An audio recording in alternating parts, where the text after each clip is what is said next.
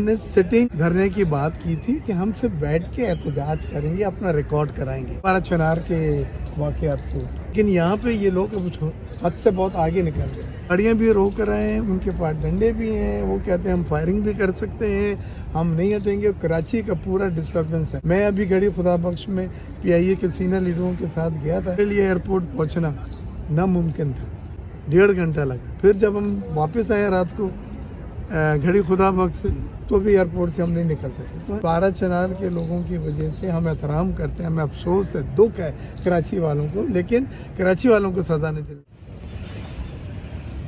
ہمارا جو election tribunal میں سندھ ہائی کورٹ میں کیس فائل کیا گیا تھا خرم شیر زماں کی طرف سے, وہ ہماری ریکویسٹ کے اوپر الیکشن کمیشن آف پاکستان اسلام آباد نے ٹریبونل میں ہی دوسرے جج کو ٹرانسفر کرا تھا, جو میرا قانونی حق ہے سیکشن 151 کے تحت. جو الیکشن کمیشن اسلام آباد کے ہیئرنگ ہونے کے بعد 4 ممبرس نے اس کا ایک فیصلہ کیا.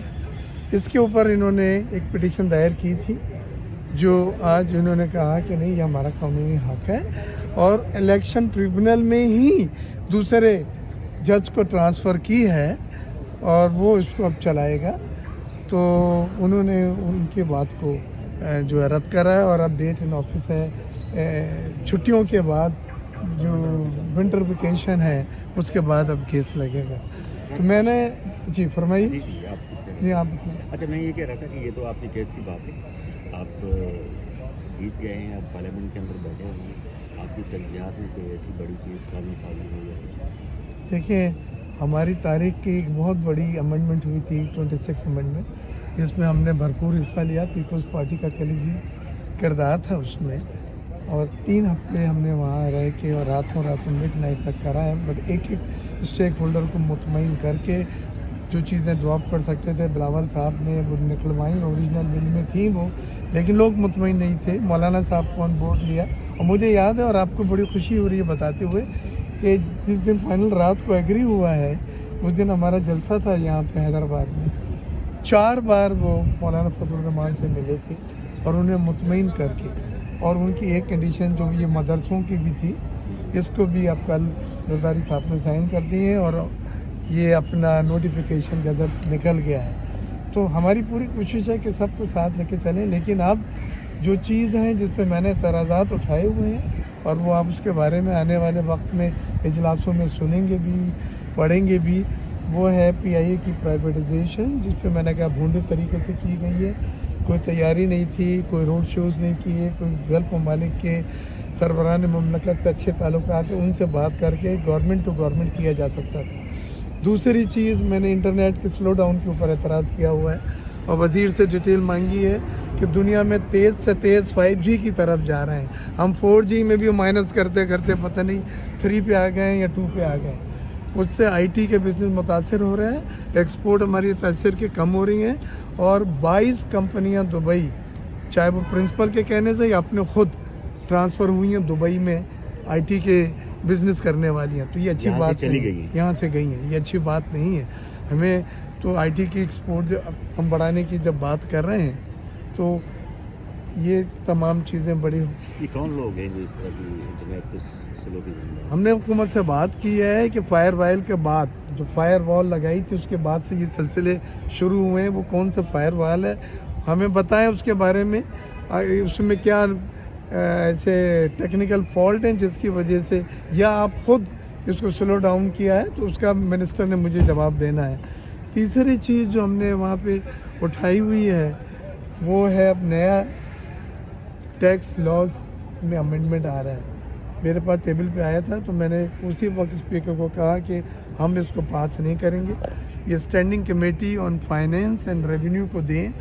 اس میں جو قوانین میں تبدیلی ہے وہ یہ ہے کہ جو